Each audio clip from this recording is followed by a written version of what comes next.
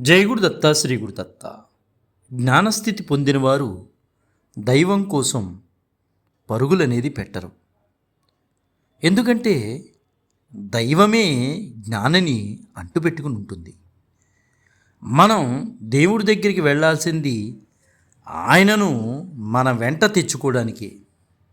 మనలో ఏ గుణాలుంటే అది నెరవేరుతుందో వాటిని అలవర్చుకోవడం తెలివైన పని కదా.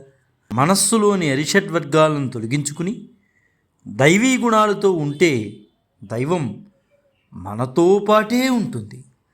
విషయ చింతనలు విజృంభించే అరిషడ్ వర్గాల ఫలితాలను చూసి వాటిని పోగొట్టుకోవాలని చూస్తాం. కానీ అసలు విషయ చింతనే అరిషడ్ వర్గాలకు జన్మస్థానం అని గుర్తించాం.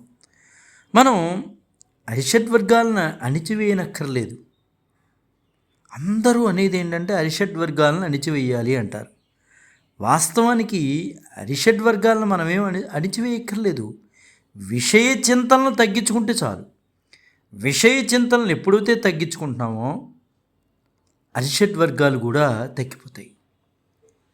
అంటే విషయ చింతనలు తగ్గించుకుంటే అరిషడ్ వర్గాలు మన ఏమీ చెయ్యవు అనేది స్పష్టమవుతోంది.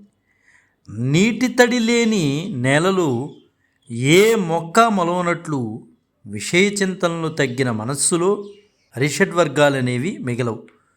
కామం, క్రోధం, లోభం, మోహం, మదం, మాత్సర్యం వీటన్నిటికీ విషయ చింతనే ఆహారం.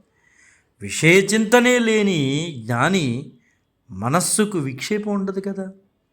విక్షేపం లేకపోతే కర్తృత్వం ఉండదు.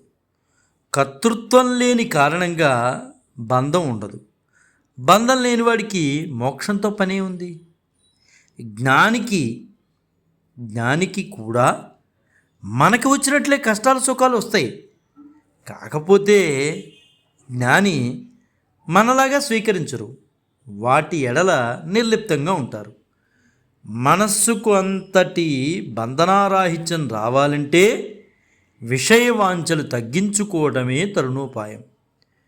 విషయవాంఛలు తగ్గేవారికి ఇంద్రియ వ్యాపారాలు తగ్గి కర్తృత్వం పోతుంది. మనస్సుకు నిందాస్తుతులను సమంగా స్వీకరించే తూకం వస్తుంది.